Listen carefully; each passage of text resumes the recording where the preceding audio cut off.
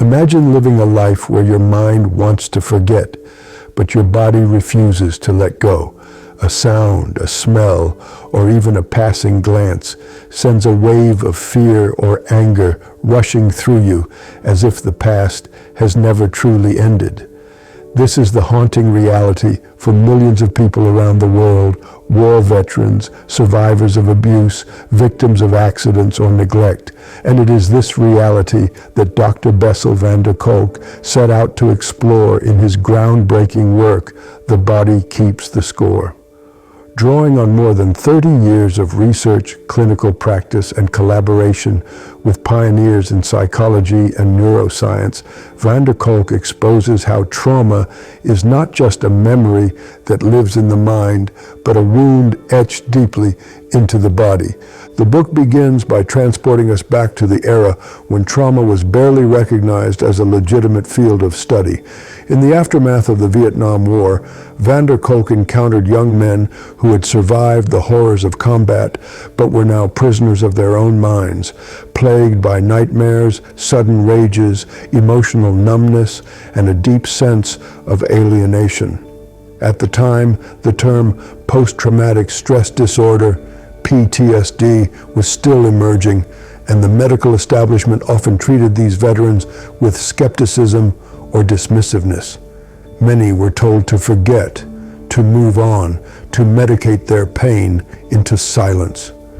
But van der Kolk saw something deeper. These men were not weak. They were trapped in a state of survival that their brains and bodies refused to abandon. Through his early work at the Veterans Administration and later as a leading researcher, he began piecing together the puzzle of trauma. He observed how traditional talk therapy often failed these patients. They could describe their memories, sometimes in excruciating detail, but the act of talking rarely brought relief. If anything, it sometimes made them feel worse, as though reliving the event without truly processing it. Meanwhile, medications like antidepressants or tranquilizers could blunt their symptoms, but never restored their sense of self. Something was missing, something that lay beneath words and beyond chemical sedation. Part 1 of the book, titled The Rediscovery of Trauma, chronicles this journey of understanding. It explains how trauma went from being a hidden wound to a recognized psychological condition, and how this understanding expanded far beyond the battlefield. Van der Kolk highlights that trauma is not exclusive to soldiers. It is also the story of children who grow up in homes filled with neglect, rage, or abuse. It is the story of survivors of accidents, assaults, disasters, and systemic oppression. Trauma, in its essence, is any experience that overwhelms a person's ability to cope, leaving them feeling helpless, unsafe, and disconnected. He introduces key brain mechanisms to explain why trauma is not simply a memory, but a living imprint. When danger strikes, the brain's alarm system, the amygdala, activates instantly, flooding the body with stress hormones to fight, flee, or freeze. In a healthy system, this alarm quiets down once the danger passes. But in trauma, the shutdown never fully comes. The amygdala becomes overactive, constantly scanning for threats, while the prefrontal cortex, the rational thinking part of the brain, loses its calming influence. This imbalance means survivors live in a world that feels dangerous even when it is not. Adding to this is the role of the hippocampus, the brain's timekeeper. Under extreme stress, the hippocampus often fails to record events as past memories. Instead, they remain as raw fragments, images, sensations, sounds that intrude into the present as flashbacks or nightmares. A slammed door may not just remind someone of an abusive episode, it may become that episode as the body floods with the same terror it once felt. Van der Kolk describes how this biological reality often clashes with societal expectations. Survivors are told to get over it, but their nervous systems do not obey logic. They find themselves hypervigilant in ordinary places, avoiding intimacy because closeness feels unsafe, or exploding in anger over seemingly trivial things. Their bodies remember what their minds want to forget. The early chapters also describe how the mental health field initially responded to this problem, often with skepticism or superficial solutions. In the 1980s and 1990s, as new brain imaging techniques like PET and fMRI scans became available, Kolk and his colleagues were able to peer inside the living brain and see the footprints of trauma. They discovered that when trauma survivors recalled their painful events, the parts of the brain responsible for rational thinking and language, especially Broca's area, often shut down, while the emotional brain lit up like a fire. This provided scientific validation for what many survivors had long known. Trauma is not just a story you tell. It is a storm that hijacks your body. By the end of part 1, Kolk lays down a revolutionary idea. If trauma is stored in the body, then healing must also involve the body. The old approach, to simply talk, analyze, or medicate, is not enough. Real recovery requires methods that restore safety, reawaken bodily awareness, and rebuild the connection between the emotional brain and the rational self. In part 2, titled, "This is Your Brain on Trauma, Dr." Bessel Kolk takes us deep into the inner landscape of the traumatized brain.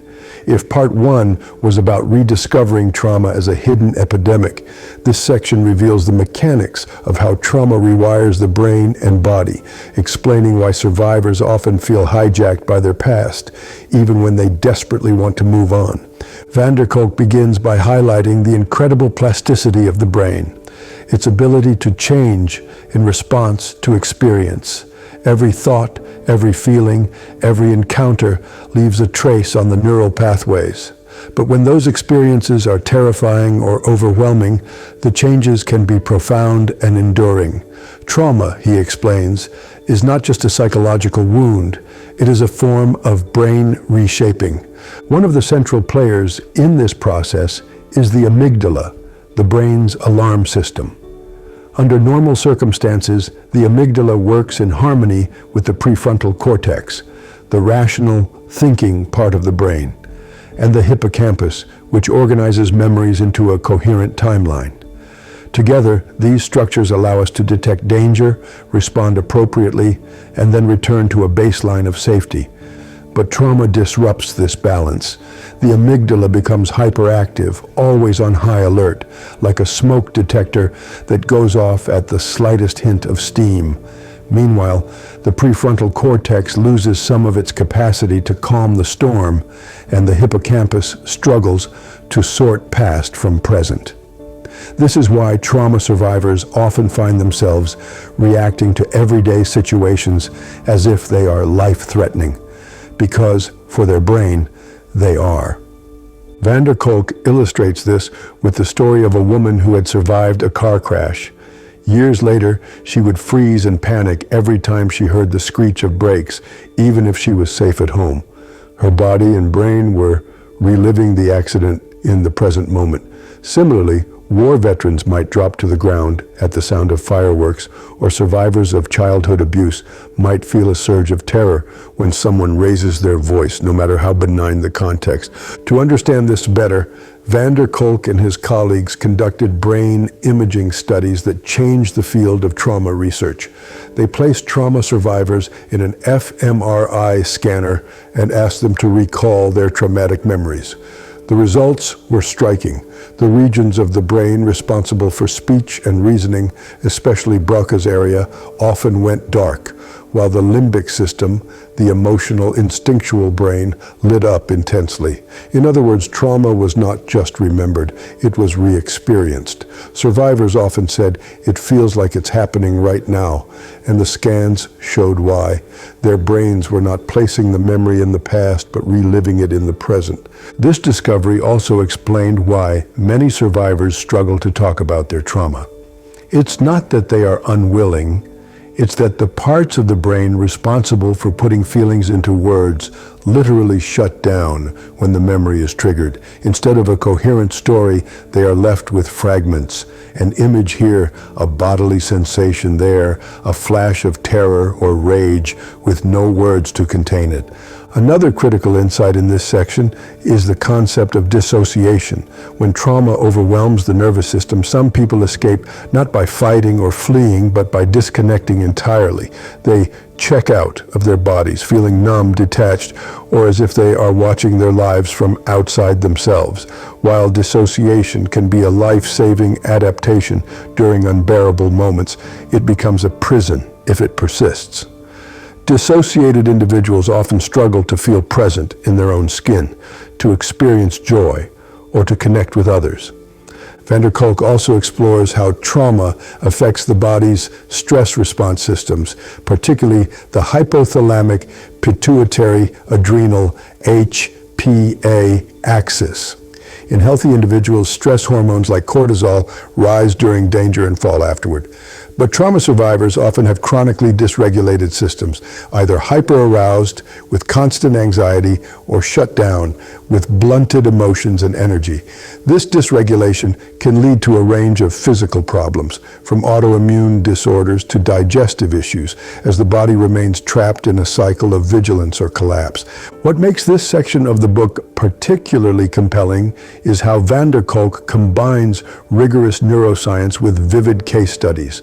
He tells the story of children growing up in violent homes who develop heightened startle responses and difficulty concentrating in school. He shares the experiences of sexual assault survivors whose bodies react with panic during intimacy, even when they deeply desire connection. And he shows how, even decades after an event, the body can betray the mind's wish to forget through nightmares, insomnia, chronic tension, or sudden outbursts. Perhaps the most unsettling realization from this part is that trauma does not only affect how we feel, it shapes who we believe ourselves to be.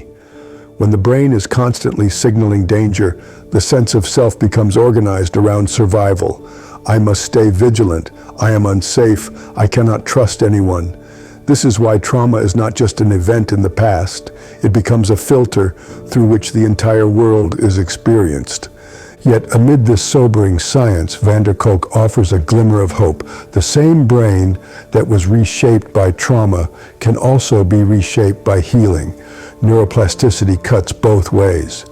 With the right conditions, safety, connection, and therapeutic experiences that reach the body as well as the mind, the amygdala can quiet down, the prefrontal cortex can regain its balance, and the hippocampus can begin to place memories where they belong, in the past. By the end of Part 2, readers understand that trauma is not a sign of weakness or personal failure. It is a biological and psychological adaptation to overwhelming events. The brain does what it must to survive. But survival is not the same as living. The challenge, Van der Kolk suggests, is to help the brain and body learn that the war is over, that the danger has passed, and that it is safe to feel again. Part 3 of The Body Keeps the Score, titled The Minds of Children, takes us into one of the most heartbreaking yet crucial areas of trauma research: the impact of trauma on children and their developing brains.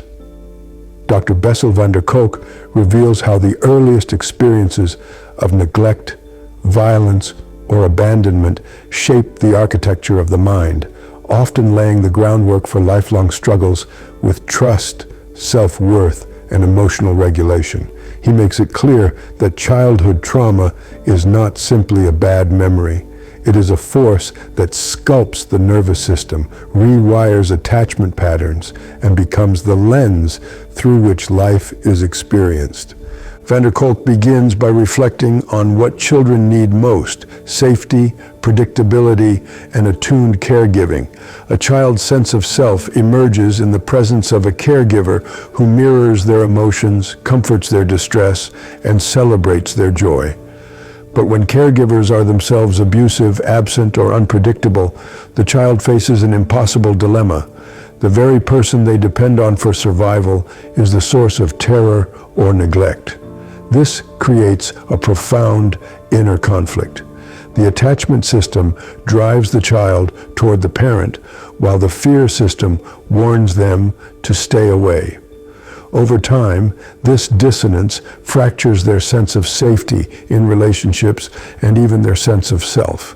The book explores attachment theory, particularly the concepts of secure, anxious, avoidant, and disorganized attachment. Secure attachment forms when a child's needs are met consistently, leading to resilience and trust. But in many traumatized children, attachment is disorganized. They crave closeness, but also fear it. As Kolk explains, this is not a character flaw. It is a survival strategy developed in an environment where love and danger were intertwined. One of the most damaging outcomes of childhood trauma is the disruption of emotional regulation. A young brain learns to manage emotions by borrowing the calm of a caregiver. A loving parent helps a toddler settle down after a tantrum, showing them that big feelings can come and go safely. But traumatized children often grow up without this co-regulation. Their emotions remain raw, unmodulated, like a storm without a container. They may erupt in rage, dissolve in panic, or shut down entirely, not because they want to misbehave, but because their nervous system was never taught how to return to calm. Kolk shares numerous stories of children who endured violence, neglect, or sexual abuse, and then were labeled as problem kids in school, aggressive, oppositional, or withdrawn. Traditional discipline, punishment, suspension, shaming, often made things worse because it treated their behavior as a choice rather than a symptom. The book argues that many so-called behavioral disorders in children are, at their core, trauma responses. This leads to an important point: misdiagnosis. Children with complex trauma are frequently diagnosed with ADHD, oppositional defiant disorder, or conduct disorder, when in fact their nervous systems are in survival mode. Kolk recalls how many of the boys he worked with in juvenile detention centers were not simply bad kids, but traumatized children acting out their pain in the only way they knew how. Their impulsivity, hypervigilance, and emotional outbursts were adaptations to environments where being too slow or too trusting could be dangerous. One of the most devastating aspects of childhood trauma is how it shapes identity. Children tend to blame themselves for the abuse they endure. If a parent rages at them, neglects them, or violates their boundaries, they rarely think, "My parent is unsafe." Instead, they think, "I must be bad. I must not be lovable." This self-blame becomes a core narrative that follows them into adulthood, the belief that they are unworthy, broken, or fundamentally flawed. Kolk also examines how childhood trauma affects brain development. Early trauma can lead to overactivation of the amygdala, underdevelopment of the prefrontal cortex, and impaired integration between the two. This means traumatized children are more likely to live in states of hyperarousal or numbness, struggling to focus, learn, or plan for the future. Their bodies are often tense, their sleep disturbed, their immune systems compromised. Trauma, he shows, is not only psychological, it leaves measurable marks on the growing brain and body. Yet, even amid these sobering truths, Part 3 offers a vision of hope. Kolk has seen children recover when given the right environment, safety, predictability, and genuine connection. He describes programs that focus on trauma-informed care in schools, where instead of punishing children for acting out, teachers and staff learn to ask, "What happened to you?" rather than "What's wrong with you?" In these environments, children begin to feel seen and understood, which is often the first step toward healing. He also emphasizes the importance of play. Play is how children process the world, experiment with roles, and develop resilience. Traumatized children often lose their capacity for spontaneous play. They become rigid, fearful, or controlling. Therapeutic play, art, and theater can reawaken this lost capacity, allowing children to express what cannot yet be spoken and to reclaim a sense of agency. Part 3 closes with a challenge to society. If we want to break the cycle of trauma, we must invest in children. Early intervention is far more effective than trying to repair a shattered adult life decades later. This means supporting parents, creating safe schools, training teachers in trauma sensitivity, and providing mental health services that go beyond labeling and medicating. Van der Kolk's message is clear. Childhood trauma is both pervasive and preventable. When ignored, it breeds generations of suffering in addiction, violence, mental illness, and broken relationships. But when addressed with compassion, science, and creativity, it is possible to rewrite the story one child at a time. Part 4 of The Body Keeps the Score, titled The Imprint of Trauma, uncovers how trauma is not just a story from the past. It is a living presence in the body and mind.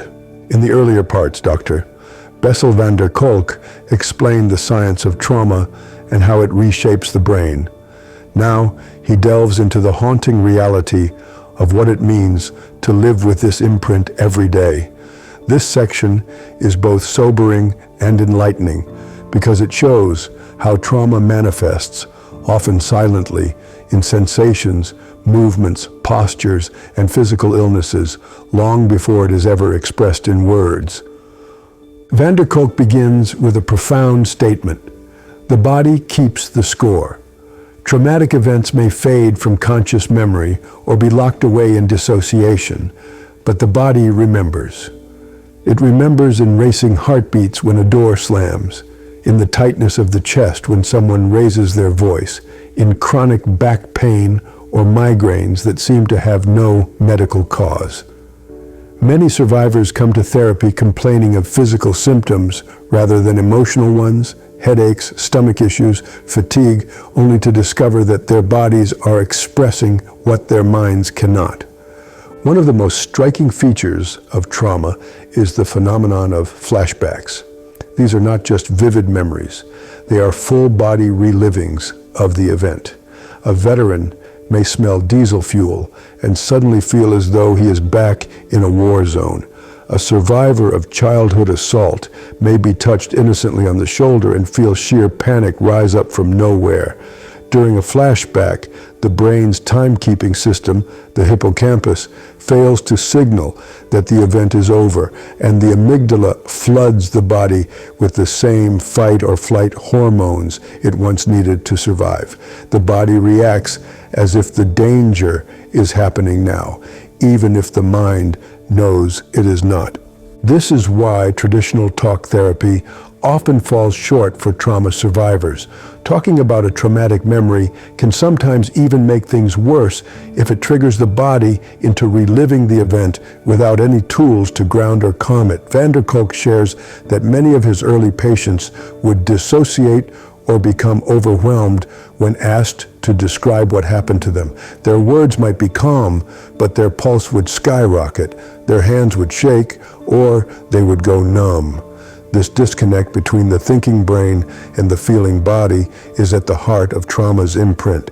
Another key aspect of this section is how trauma shapes body posture and movement. Survivors often hold themselves in ways that reflect their history. Shoulders hunched, as if to make themselves invisible, jaws tight, as if bracing for a blow, breath shallow, as if preparing to freeze. Over years, these physical habits become second nature, contributing to chronic pain, tension, and fatigue.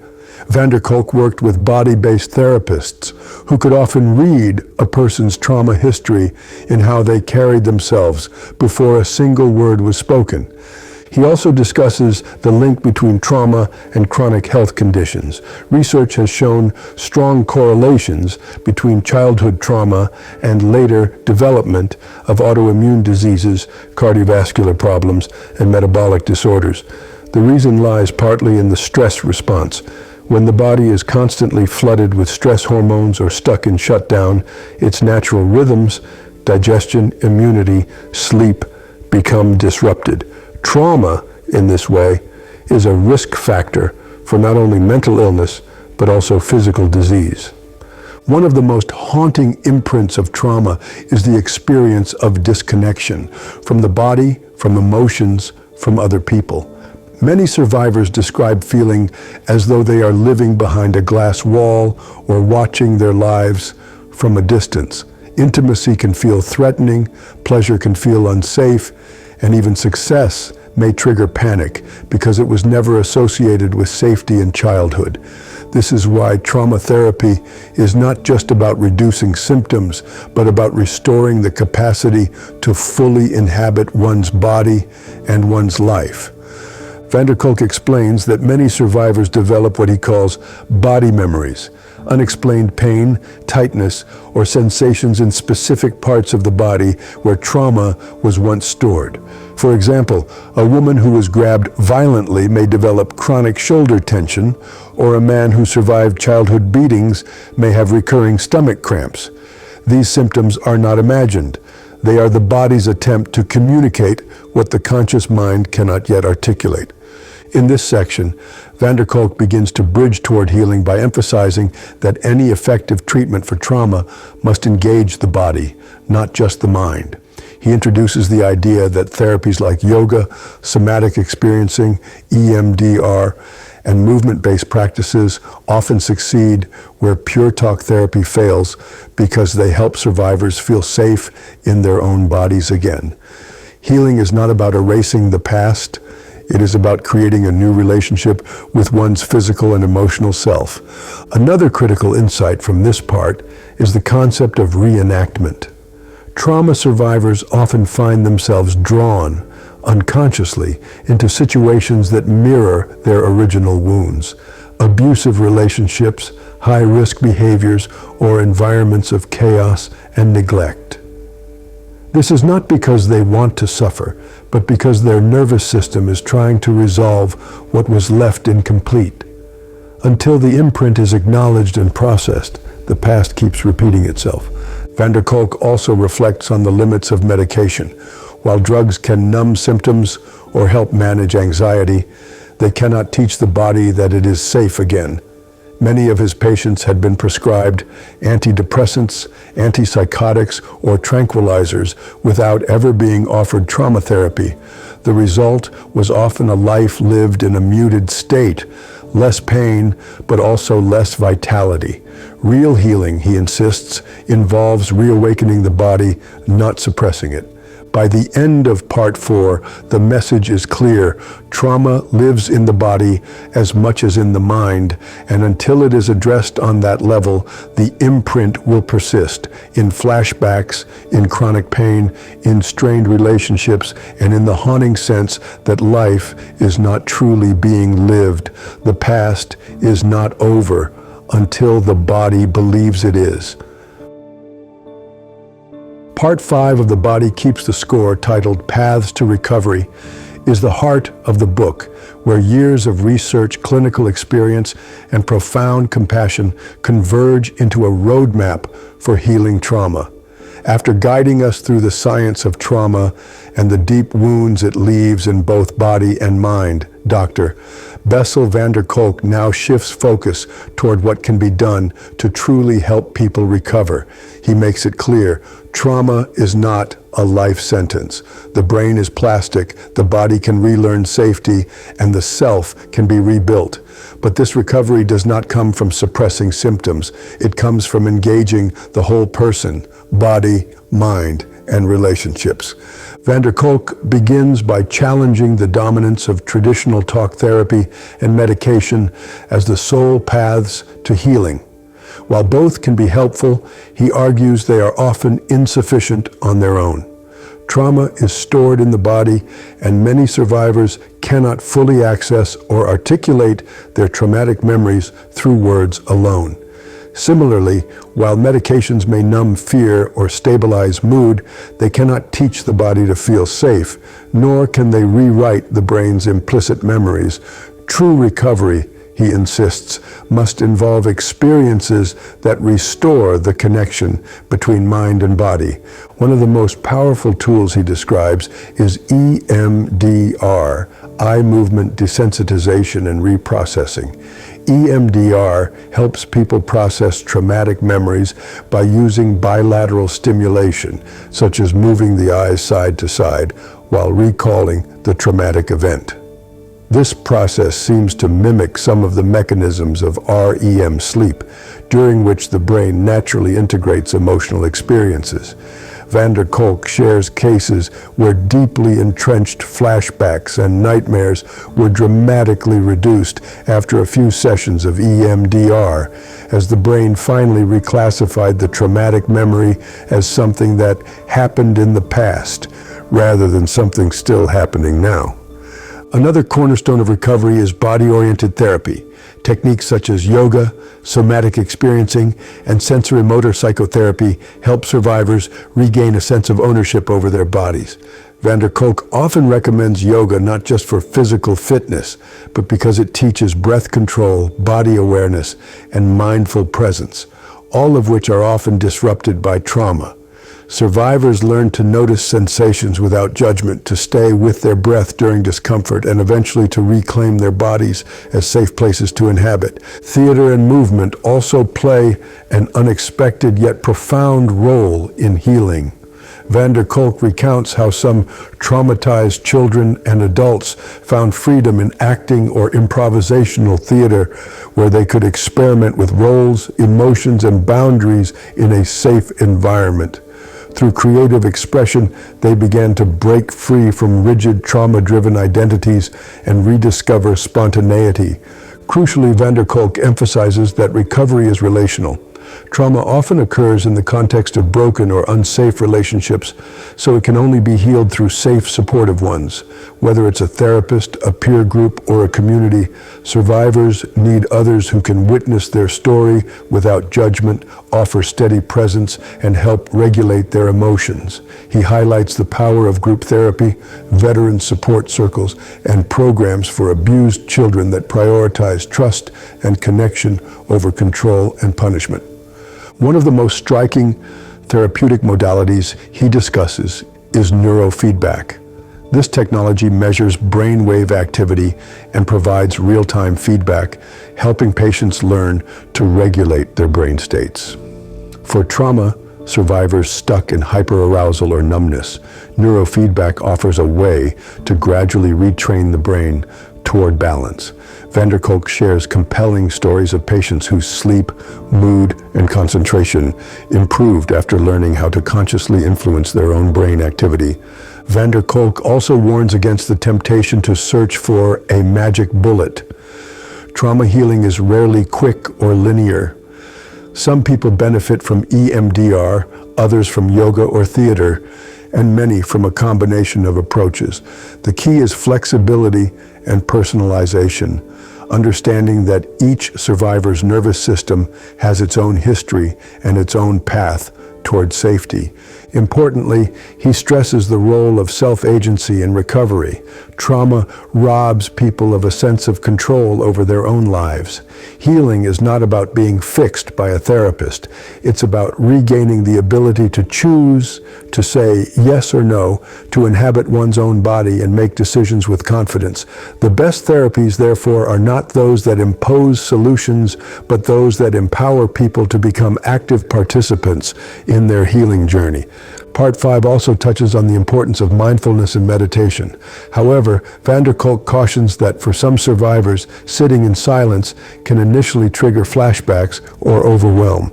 Mindfulness must be introduced gradually, often after the body has begun to feel safer. He advocates for practices that combine mindful awareness with movement or grounding, helping survivors stay anchored in the present while observing their inner states. The section closes with a profound reminder. Trauma changes the brain, but the brain can change again. With the right interventions, survivors can form new neural pathways that favor safety over fear, connection over isolation, vitality over numbness. Healing does not mean erasing the past. It means reclaiming the present and building a future that is not governed by old wounds. Van der Kolk leaves readers with a sense of hope and responsibility. Trauma is everywhere, in war zones, in homes, in schools, in hospitals, but so is the capacity for healing. Society as a whole must embrace trauma-informed practices, not only in mental health but in education, justice, and community life. When we help survivors recover, we don't just heal individuals, we heal families, neighborhoods, and generations. As the book moves further into the depth of trauma recovery, Bessel van der Kolk shifts focus toward advanced therapeutic methods and the multifaceted journey of healing, exploring how the brain, body, and relationships can work together to restore what trauma has disrupted. In this section, the narrative dives deeper into how people gradually rebuild their lives when the trauma has been acknowledged, named, and approached with compassion. One of the core messages here is that trauma recovery is not a single intervention. It is a process of relearning safety, agency, and connection. Many patients, even after initial breakthroughs, still struggle with intrusive memories, hypervigilance, or chronic emotional numbness. Traditional talk therapy alone, van der Kolk emphasizes, often falls short at this stage because trauma is not just stored in words. It lives in the body, the nervous system, and the patterns of everyday interaction. This is where approaches like neurofeedback, internal family systems, IFS, therapy, somatic experiencing, and psychodrama become crucial. Neurofeedback, for instance, trains the brain to regulate itself by providing real-time feedback about brainwave patterns. Patients learn over weeks and months how to shift their own states of arousal, reducing anxiety, calming nightmares, and creating a sense of inner steadiness. It's not a quick fix, but for many, it opens a door that nothing else had. Internal family systems therapy works on another level. It helps people recognize the fragmented parts of themselves that often battle within. A traumatized person might have a part that wants to avoid all risk, another that seeks chaos, and another that carries the memory of the original pain. Instead of silencing these parts, IFS helps individuals dialogue with them, listen to their fears, and reintegrate them into a more cohesive self. Psychodrama and theater also hold a unique place in this phase of healing. Van der Kolk describes sessions where patients, through role play, step outside the rigid roles assigned by trauma and experiment with new ways of being. Acting out scenes with safe containment gives them the chance to rewrite old scripts, to speak the words they never could, or to express the rage and grief that had long been locked away.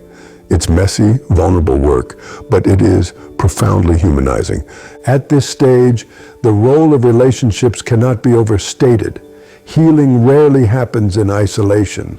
Safe, attuned relationships act as a counterweight to the loneliness of trauma. Van der Kolk illustrates this with examples from group therapy, where individuals discover that their private shame is, in fact, a common wound shared by many. The act of witnessing another's story and being witnessed becomes medicine. The nervous system, long wired for danger, begins to soften when it learns that connection does not always mean harm. The book also explores how trauma survivors often need to learn joy and play again. It might sound simple, even frivolous, but for those who have lived in survival mode, joy can feel unsafe, foreign, or even threatening. Engaging in dance, art, music, or movement helps the body relearn spontaneity and pleasure without fear of loss of control. These creative practices bypass the thinking brain and speak directly to the deeper layers where trauma is stored. Van der Kolk is clear that there is no universal timeline for this. For some, recovery unfolds in months. For others, it is a lifelong practice of tending to the scars without letting them define every step. He warns against the trap of expecting a single breakthrough moment. True trauma healing, as he presents it, is a series of small, often invisible shifts. Breathing a little deeper, trusting someone a little more, sleeping through the night for the first time in years. Another advanced element in this part of the book is the discussion on body-brain integration. Trauma fragments memory and sensation, often leaving individuals with either overwhelming flashbacks or eerie numbness. Practices that integrate breath, movement, and mindful attention, yoga, tai chi, martial arts, and other embodied disciplines help reestablish communication between the mind and body. This is not about athleticism or flexibility. It's about inhabiting the body as a safe home again. Van der Kolk also reflects on the importance of patience and pacing. Pushing a trauma survivor too quickly, whether through aggressive exposure therapy or unprocessed confrontation, can re-traumatize rather than heal. The nervous system needs to learn regulation gradually through titrated exposure to emotions and memories. Safety is the foundation upon which all other recovery work is built. This section of the book deepens the understanding that trauma is not just a past event. It is a present physiological imprint, and so the tools of healing must reach into the present body and mind.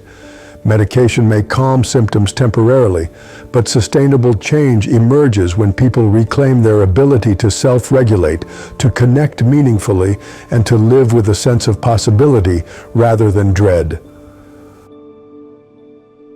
In this section, Bessel van der Kolk turns his attention to the most delicate and formative stage of human development, childhood, and explores how trauma imprints itself on young developing brains and bodies, shaping the trajectory of an entire life. He argues that if there is one place where intervention can change the future most dramatically, it is here, in the earliest years, where wounds are fresh and the brain is still forming pathways that will dictate how a person feels, reacts, and connects throughout adulthood.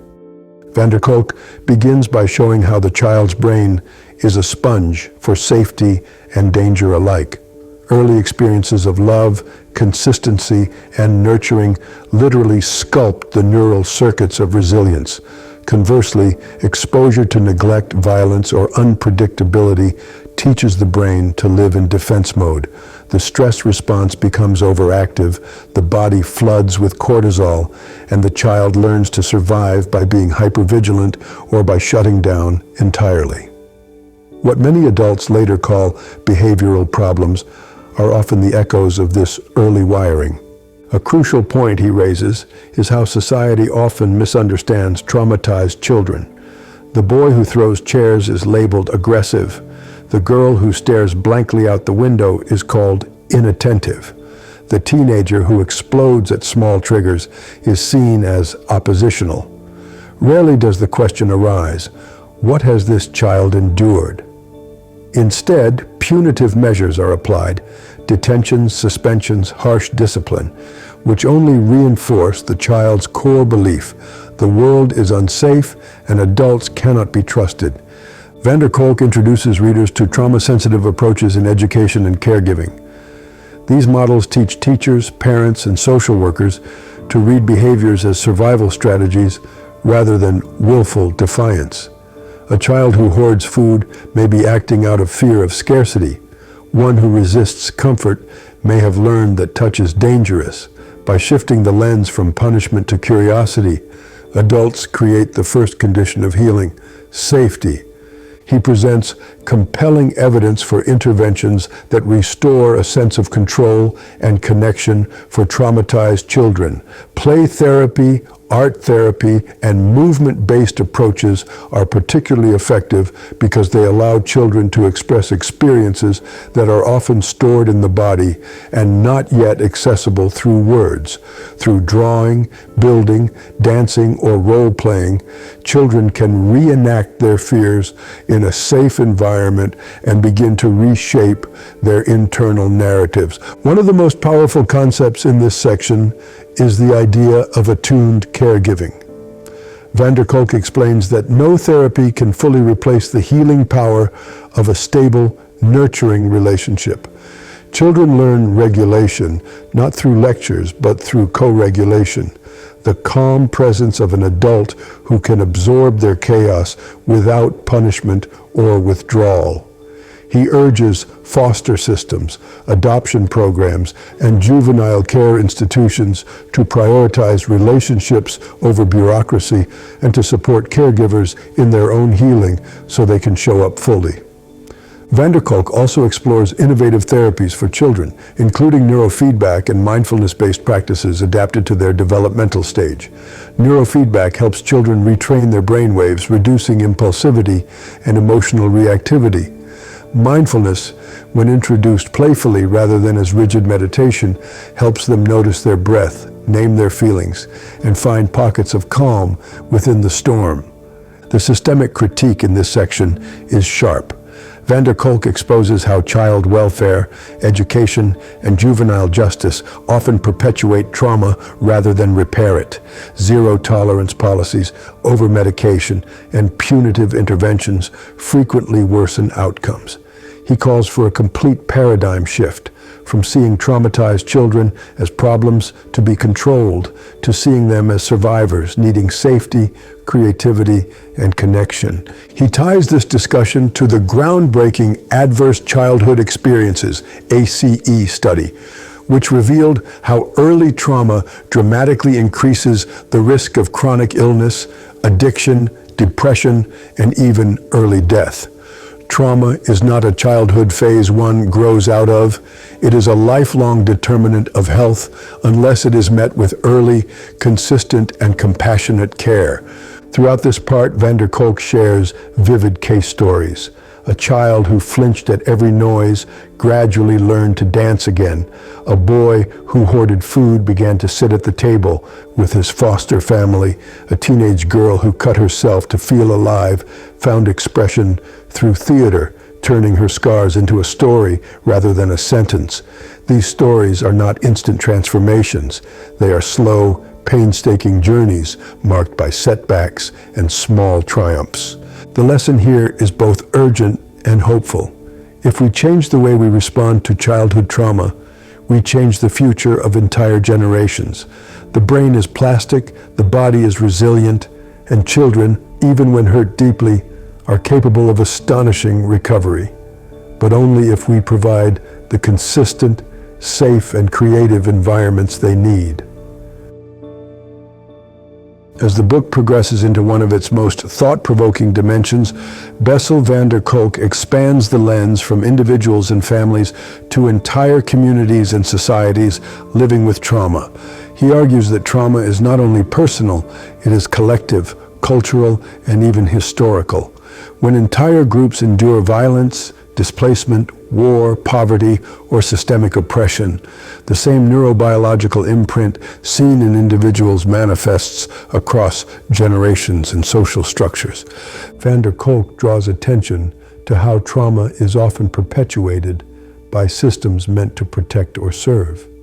He examines how schools, hospitals, prisons, and even governments frequently respond to symptoms rather than causes, punishing outbursts, policing communities, medicating pain, without addressing the underlying wounds of violence, neglect, or inequality. The result is a cycle where traumatized individuals become part of traumatized institutions, creating environments that reinforce fear, mistrust, and disconnection. One of the striking insights he offers is how unresolved trauma is transmitted across generations. This can happen biologically, as chronic stress alters hormonal and epigenetic pathways passed from parent to child, but also behaviorally, through modeling of fear, anger, or numbness. Children raised in violent or chronically stressed environments often develop the same hypervigilant nervous systems as their parents, even if their material circumstances improve later in life. To break these cycles, Van der Kolk advocates for community-based healing approaches. Rather than relying solely on clinical settings, he envisions trauma-informed schools, neighborhoods, and social services where safety, choice, and connection are built into everyday life. This includes creating spaces for group storytelling, cultural rituals, art, music, and movement, activities that help people feel seen and part of something larger than their pain. He gives examples of communities around the world using traditional and creative practices to process trauma. Dance circles in Africa for war-affected youth, community theater in post-conflict regions, peer-led support groups in marginalized neighborhoods. These methods do not replace therapy, but they complement it by restoring a sense of belonging and agency that is often stripped away by trauma. Another theme in this section is the political and moral responsibility of societies to address trauma. Van der Kolk does not shy away from critiquing how certain policies, mass incarceration, chronic underfunding of mental health, rigid school discipline, create trauma rather than heal it. He calls for trauma-informed policymaking, where leaders understand the profound impact of adversity on learning, health, and social stability. He also speaks about the role of collective memory and acknowledgement. Communities that silence their history, whether of slavery, genocide, or systemic abuse, often continue to act out its consequences in unconscious ways. Healing requires facing that history, naming it, and creating public rituals or memorials that honor the pain while pointing toward repair. Just as an individual cannot heal by denial, a society cannot heal by erasing its wounds. Throughout this section, Van der Kolk emphasizes that healing is contagious. When one person begins to regulate their emotions and build healthier relationships, their family feels it. When a school implements trauma-sensitive practices, the ripple effects reach households. When a community prioritizes safety, creativity, and inclusion, future generations inherit a different template for what is normal. He remains clear-eyed, however, about the obstacles: political resistance, cultural stigma around mental health, and the sheer scale of trauma in many places. But he insists that the science is clear. Investing in trauma healing at a systemic level pays off in reduced violence, better health outcomes, improved education, and stronger economies. In this part of the book, the message is both sobering and empowering. Trauma is not just an individual tragedy, it is a social wound, and therefore collective healing is possible. Just as trauma spreads through disconnection and violence, healing spreads through connection, creativity, and courage. As the book moves toward some of its most profound reflections, Bessel van der Kolk explores dimensions of trauma recovery that go beyond clinical interventions. Creativity, spirituality, and the search for meaning. These are not luxuries or afterthoughts. They are often the very forces that allow survivors to weave their fragmented experiences into a coherent life story and reclaim a sense of purpose. Van der Kolk begins by reflecting on why traditional talk therapy, while valuable, often leaves something unfinished for trauma survivors. Trauma, as he repeatedly explains, is not just a memory lodged in the mind. It is an experience trapped in the body and the nervous system. Words alone cannot always touch the places where the pain resides. This is where creativity enters. Art, music, dance, theater, and writing offer alternative pathways to expression and integration. He shares moving accounts of patients who found their voice through painting scenes they could not describe, or who began to feel their bodies as safe again by moving them in rhythm to music. Creativity allows trauma to become externalized, something one can shape, transform, and even share with others, rather than an unnamed force within. In this way, art becomes both a language and a bridge between the unspeakable past and a livable present. Spirituality is another theme that emerges strongly. Van der Kolk does not prescribe any single tradition, but he observes that trauma often shatters a person's sense of meaning, trust, and connection to something larger than themselves. Some lose faith in God. Others lose faith in humanity itself. Healing, in many cases, involves rebuilding that sense of belonging to a greater whole. whether through religion, meditation, nature, or community rituals. He points to practices like yoga and mindfulness as both spiritual and physiological tools. Yoga, for example, helps trauma survivors inhabit their bodies with kindness and awareness, gently reversing the dissociation and numbness that often follow trauma. Mindfulness teaches them to observe their sensations and emotions without judgment, interrupting the cycle of avoidance and reactivity. One of the more philosophical aspects of this section is the concept of post-traumatic growth. While van der Kolk never romanticizes trauma, he is clear that no one should have to endure suffering to become strong. He acknowledges that some survivors emerge with deeper empathy, sharper values, or a renewed purpose. For them, the wound becomes a portal to transformation, but only when it is met with support, understanding, and active healing. He also touches on the power of narrative reconstruction. Writing, storytelling, and even theater allow survivors to reframe their life stories, to move from being passive victims of an incomprehensible event to active authors of their own journey. This does not mean rewriting history. It means placing the trauma in a context where it no longer defines the entirety of who they are. In this part of the book, van der Kolk subtly bridges the world of science with the world of soul. He affirms that neurons can rewire and hormones can stabilize, but what truly restores a person is often something less measurable: hope, purpose, and connection to meaning. Healing becomes not only the removal of symptoms, but the emergence of a fuller, more authentic life. Case studies in this section include survivors who became artists, activists, or healers themselves, not because their pain disappeared, but because they learned to live with it in a way that gave them and others strength.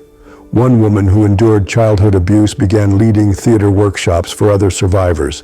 A veteran with PTSD found his peace in teaching meditation to at-risk youth. These are not perfect endings. They are living examples of how trauma can be integrated rather than erased. Van der Kolk invites readers to consider healing as a creative act in itself. It requires improvisation, experimentation, and a willingness to explore unexpected pathways, from drumming circles to silent retreats, from journaling to joining a choir. There is no one-size-fits-all formula. What matters is the reclaiming of agency and the rediscovery of pleasure, play, and connection.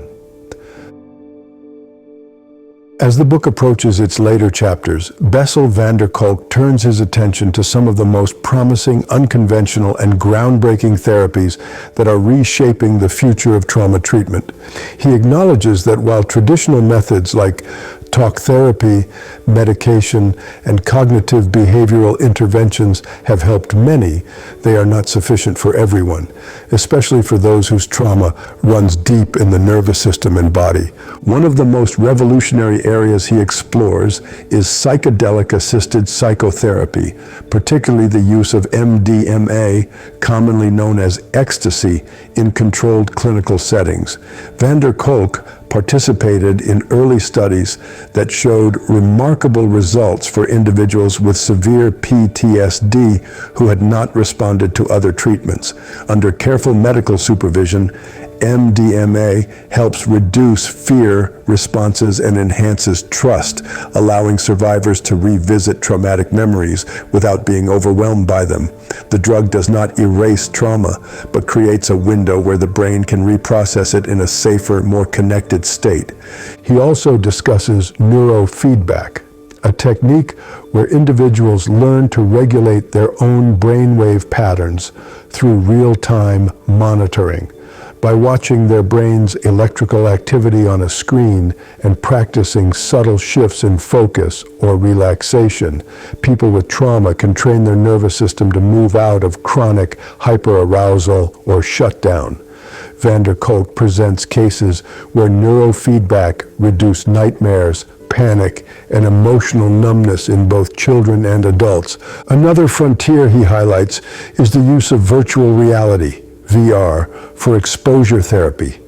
In a controlled environment, trauma survivors can gradually face and re-script their feared memories, such as combat scenes for veterans or accident sites for survivors of crashes while being guided by a therapist.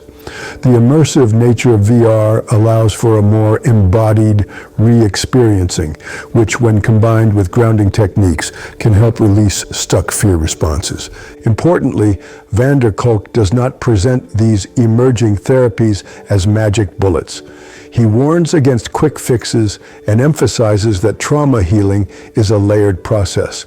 What works for one person may be ineffective or even re-traumatizing for another.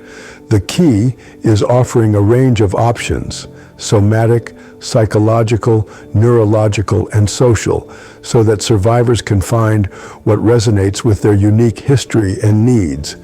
He also touches on the growing recognition of trauma-informed care in schools, prisons, and hospitals, where staff are trained to see challenging behaviors not as moral failings, but as adaptive survival strategies. This shift from what's wrong with you to what happened to you is slowly transforming how society addresses suffering. It points to a future where healing is not just an individual responsibility, but a collective commitment. The book also examines the potential of integration between ancient and modern practices. Van der Kolk often advocates for blending science with wisdom traditions, yoga with neurobiology, meditation with cognitive therapy, indigenous rituals with modern psychiatry, in ways that honor both evidence and culture. This integrative model recognizes that trauma is as much about meaning as it is about molecules. Throughout this section, van der Kolk remains optimistic but realistic. He acknowledges the regulatory, political, and ethical challenges of implementing new treatments at scale, especially those involving psychedelics. Yet he sees these innovations as a sign that the field is moving away from a one-size-fits-all, symptom-suppressing approach and toward a holistic, person-centered paradigm. He envisions a future where trauma treatment is not just about managing distress, but about restoring agency, connection, and joy. Whether through cutting-edge neuroscience, ancient practices, or simple acts of human kindness, the goal remains the same: to help survivors feel alive, whole, and capable of shaping their own future. As we approach the most actionable part of the book, Bessel van der Kolk shifts his attention from research findings and therapeutic innovations to what they mean for everyday people, therapists, and even entire communities.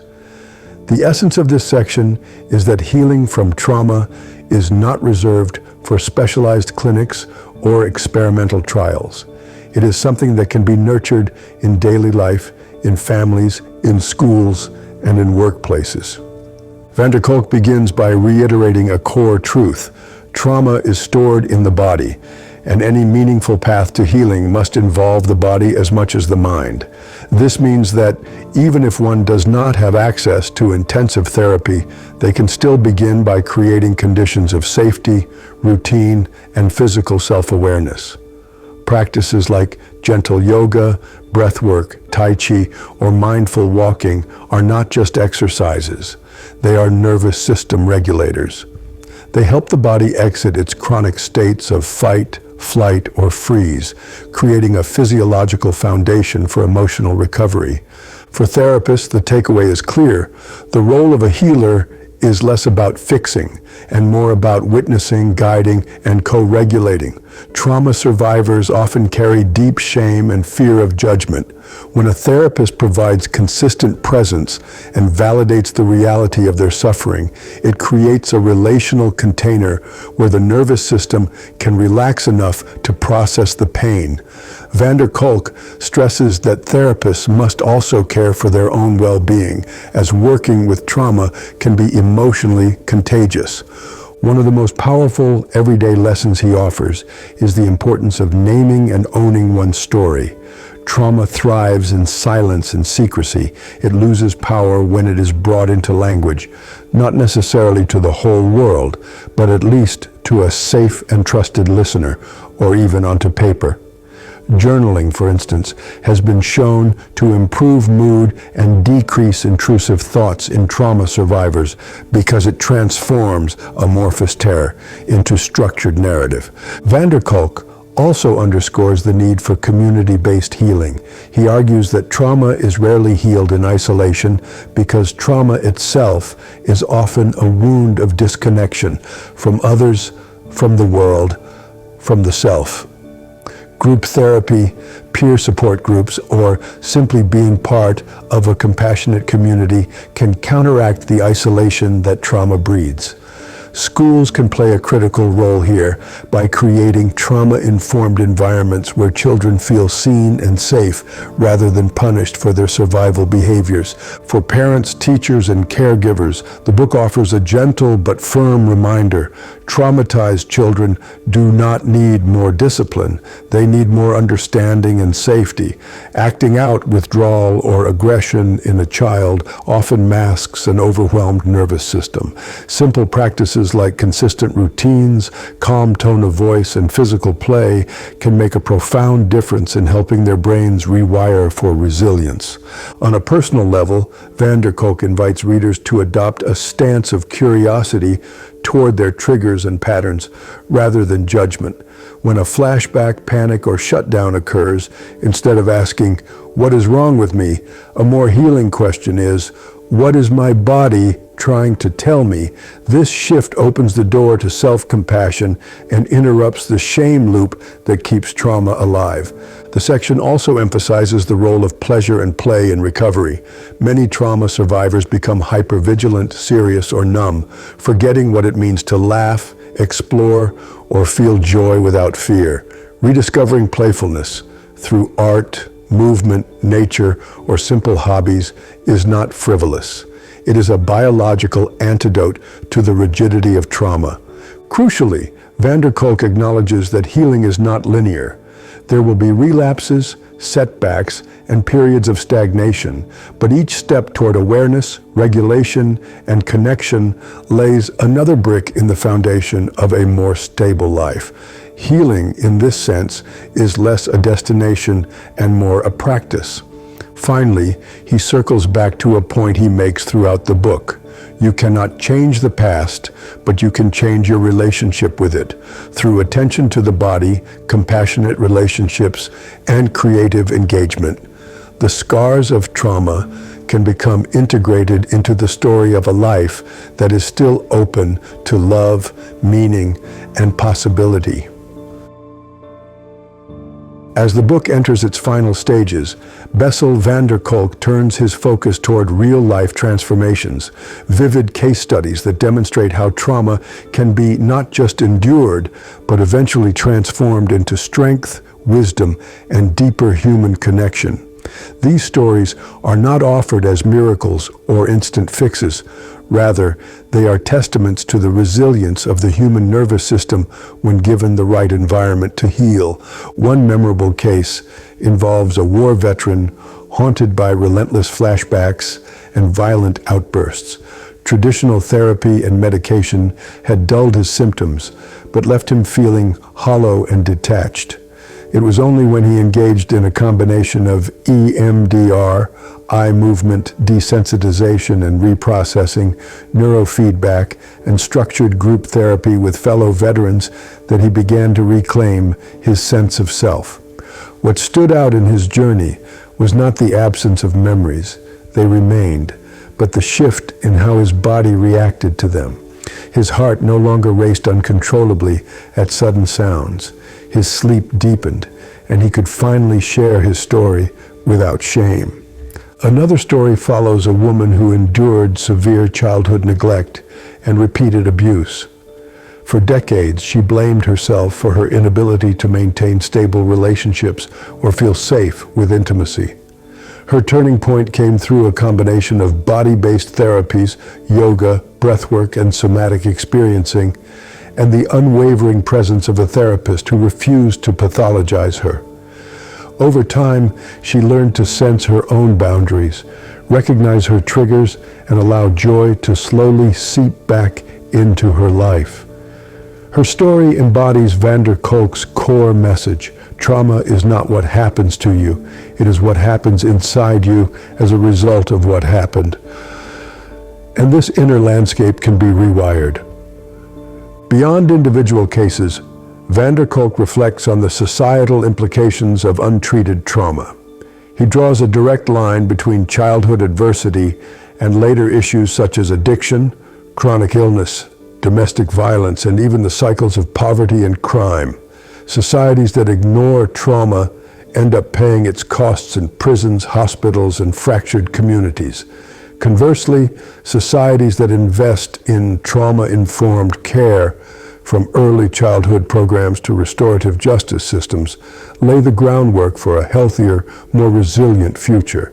He shares the example of schools that have adopted trauma-sensitive practices, replacing zero-tolerance discipline with mindful timeouts, incorporating body movement breaks during classes, and training teachers to recognize dysregulation rather than label children as problematic.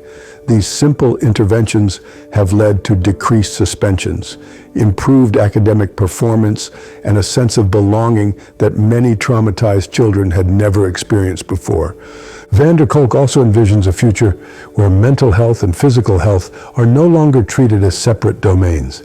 The immune system, the brain, the gut, and the relational environment are all part of the same healing network. Research into epigenetics shows that trauma can leave chemical marks on genes that may even pass to the next generation, but it also shows that healing environments can reverse those marks.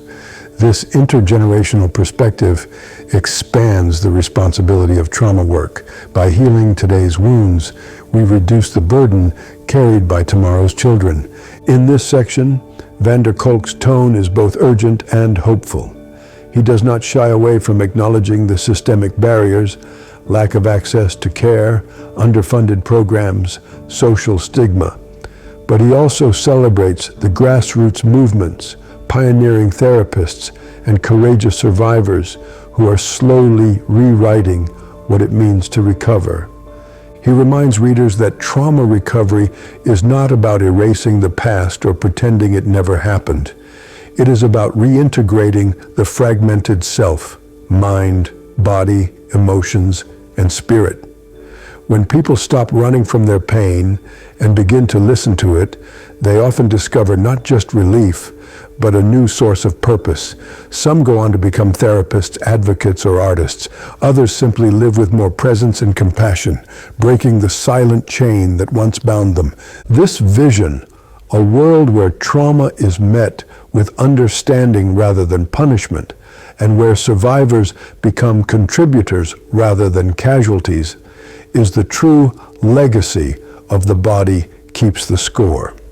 It is both a scientific manifesto and a moral call to see trauma not as a life sentence, but as a wound that, when cared for, can reveal unexpected depths of humanity.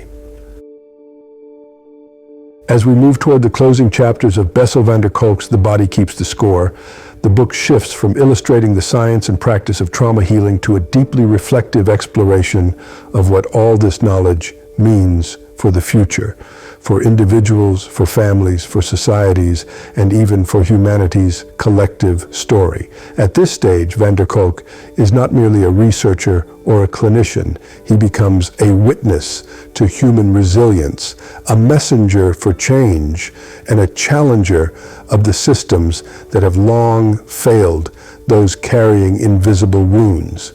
One of the most profound lessons he imparts here is that healing from trauma is not about erasing memory. It is about creating a new relationship with it.